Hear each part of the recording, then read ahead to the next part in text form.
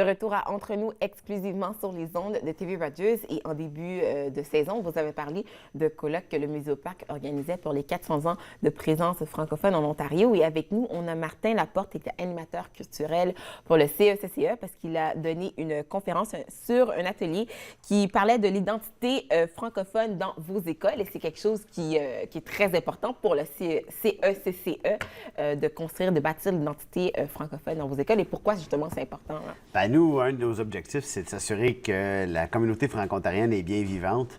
Et puis, il faut leur faire vivre la francophonie dans tout son ensemble. Donc, en tant qu'animateur culturel, c'est important de trouver des façons de faire découvrir la communauté franco-ontarienne, de faire vivre la culture pour qu'elle ait le goût de s'engager dans notre communauté puis de continuer avec nous. Mais de toute façon, ça, c'est votre mission. Mais je veux dire, là, je sais qu'on va parler quand même du mandat que le ministère a quand même, je ne veux pas dire imposé, mais veut pas, c'est quelque chose que vous avez déjà l'habitude de faire, là, si je ne me trompe pas. Oui, bien, depuis 2004, en fait, la communauté s'est mise ensemble au début des années 2000 pour dire comment on peut assurer la survie ou la pérennité de la communauté franco-ontarienne. Puis, on s'est dit, ça passe par les écoles. C'est ça. Et donc, le MEO a ajouté un mandat à l'École de langue française en Ontario qui était de bâtir l'identité pour assurer que les jeunes sont engagés dans la communauté franco-ontarienne et continuent à l'être après leur secondaire. OK, donc vous avez déjà un peu l'expérience dans ce sens-là, parce que c'était déjà votre mission. Donc, dans l'atelier que vous avez présenté au mois de novembre, donc qu'est-ce qui avait été abordé, là, justement? Bien, c'est que c'est un colloque sur les 400 ans de présence francophone. Donc, on voulait parler de ce qui s'était fait dans les 400 ans, mais aussi ce qui s'en vient.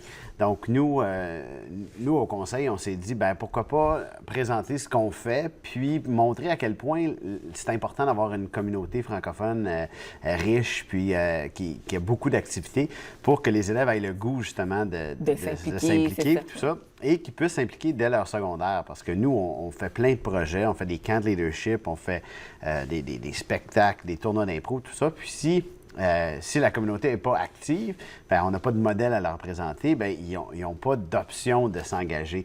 Alors, on voulait présenter à la communauté ce qu'on faisait, puis voir comment on peut arrimer ça avec ce qui se fait déjà dans la communauté, parce qu'il s'en fait énormément. Il en fait énormément. Donc, qu'est-ce que vous faites justement dans vos écoles, entre autres? Là, je sais qu'il y a plusieurs choses, mais c'est quoi, entre autres? Bien, chaque école a ses particularités. On a des animateurs culturels dans chacune de nos écoles qui font un excellent travail de faire vivre cette culture-là aux élèves.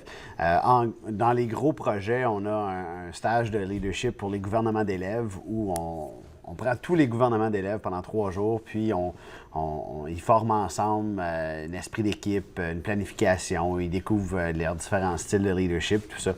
On a un stage identitaire pour les plus jeunes, les 7e et 8e années, où on leur présente plein d'aspects de la francophonie, politique, des arts de la scène, des humoristes, plein de choses. C'est partout, là. C'est ça, pour montrer que, bon, tu as tel intérêt, bien, tu peux le faire en français. Tu en as un autre, tu peux le faire en français aussi. On a des tournois d'impro. On a l'élection des élèves conseillers où on faut élire notre élève conseiller qui va siéger avec les adultes au conseil d'administration, mais en même temps, on profite de ça pour présenter le côté plus social-politique de la francophonie aux élèves. Donc, ils ont eu la chance de rencontrer Ronald Caza, le commissaire François Boileau, des gens comme ça on leur montre que c'est pas juste de la chanson, de la musique, c'est pas juste du théâtre, c'est aussi de la politique, c'est des avocats, c'est des hommes d'affaires. C'est ça.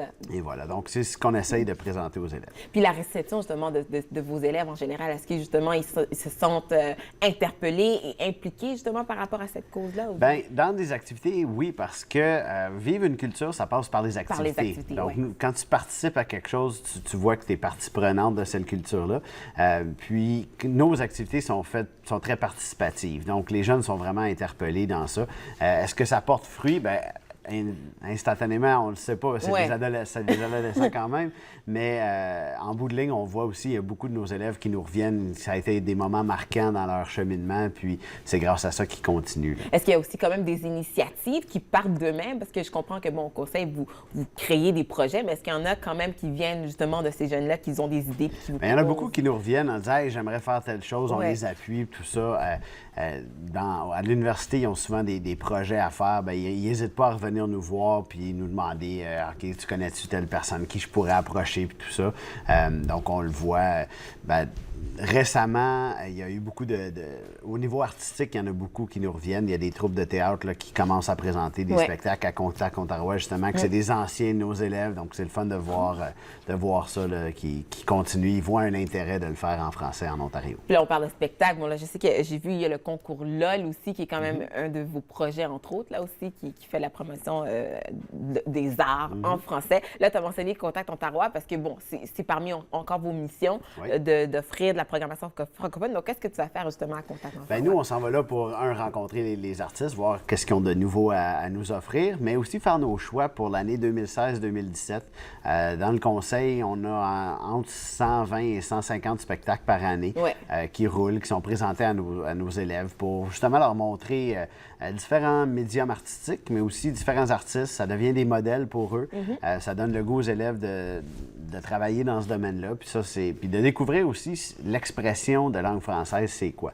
Donc, nous, on s'en va, étant donné qu'on on prend beaucoup de spectacles, il faut aller voir c'est quoi pour pas faire d'erreurs, pour s'assurer que ça convient bien aux élèves et tout ça. Donc, Puis c'est le fun de voir que justement, vous dites qu'il y avait des élèves qui étaient dans vos écoles qui sont rendus justement à présenter ce genre de spectacle-là. Donc, ce sont des beaux modèles là, pour les jeunes, justement. C'est ça. Puis on veut leur présenter ces modèles-là. C'est aussi avec l'image comme ça que les élèves s'engagent. Donc, bien sûr, félicitations d'abord pour tout ce que vous faites. Et si les gens peuvent s'impliquer, on est au courant on contacte le Conseil des écoles pour tout ça. Là. Merci beaucoup, Martin. Ça me fait plaisir. Nous, on fait une courte pause et ça se poursuit entre nous exclusivement sur les ondes de TV Rogers.